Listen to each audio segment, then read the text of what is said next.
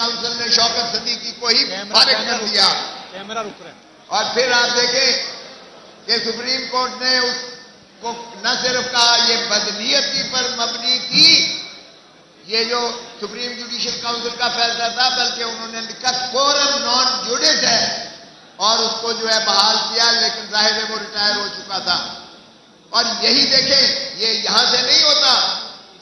بھٹو کے کیس میں 45 سال کے بعد آ کے کہتے ہیں کہ یہ فیصلہ ہم نے غلط کیا تھا، یہ مس ٹرائل تھا، یہ ڈیو پروسیس آف لا کو فالو نہیں کیا گیا.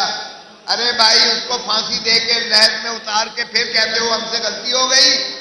ہم نے کسی کے اثر کے تحت بھٹو کو پھانسی دی تھی.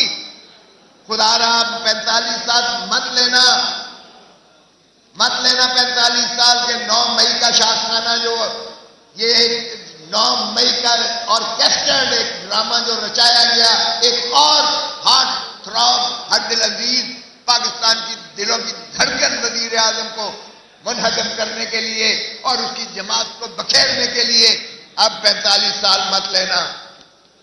انصاف کرو. انصاف کی متمنی ہے قوم، انصاف کی متلاسی ہے، انصاف کی متمنی ہے، متجسس ہے اور ملتمس ہے. اور آپ کا کیا خیال ہے کہ یہ جو لالی پاپ دیا ہے وزیر اعظم نے، شرم آنی چاہیے. پہلے لکھتے ہیں کہ یہ نامناسب تھا جو 6 ججوں نے یہ مراسلہ لکھا ہے، یعنی فیصلہ حکومت نے پہلے ہی دے دیا کہ یہ غلط لکھا گیا ہے، یعنی 6 ججز کو الٹا انہوں نے کٹہرے میں کھڑا کیا ہے.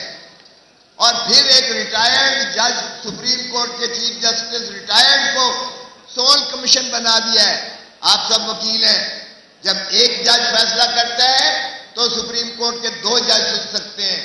جب 2 جج یہاں فیصلہ کرتے ہیں تو سپریم کورٹ کے 3 جج سنتے ہیں بیٹھ کر، یا 5 جج سنتے ہیں. اور یہاں تو 6 ججز کہہ رہے ہیں ہمیں انصاف دو. وہ 6 ججز پر آپ ایک ریٹائرڈ جج کی کمیشن بنا رہے ہو. وہ بھائی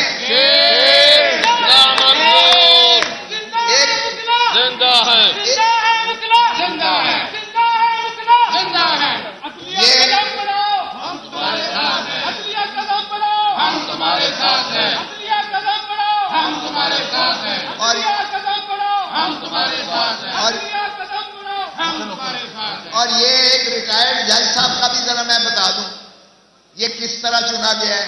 میں جب صدر تھا ہائی کورٹ بار میں ملتان میں، تو یہ وہاں موصوف پریکٹس کرتے تھے. ان کا ووٹ اسسٹنٹ ایڈوکیٹ جنرل کے لیے انہوں نے مولوی عرفان انصاری کو دیا، جو کہ جنرل ضیاء الحق کا بڑا قریبی تھا. اس کے افزانے میں انہیں اسسٹنٹ ایڈوکیٹ جنرل بنایا گیا. پھر ان کو جو ہے یہ کرتے کرتے جب یہ ماشاءاللہ جج بن گئے تو انہوں نے نواز شریف کا 8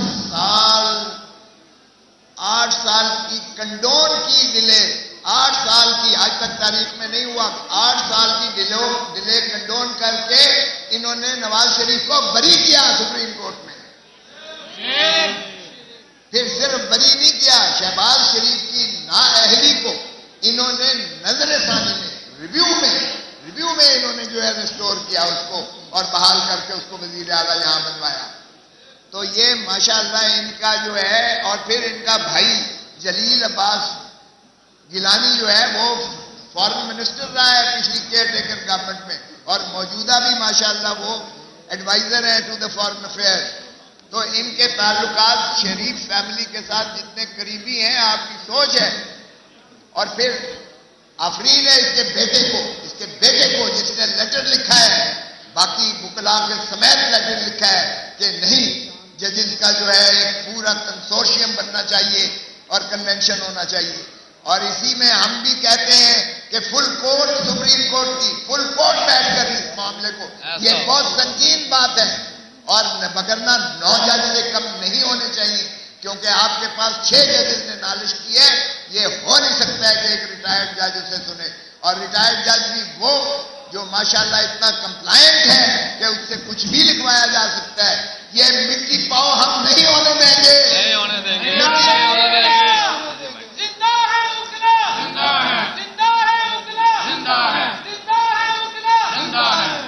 تو یہ اس لیے یہ بہت سنجیدہ مسئلہ ہے. آج تمام وکلا کو متحد ہونا پڑے گا. آج تمام وکلا کو سیسا پلائی دیوار کی طرح مقابلہ کرنا پڑے گا.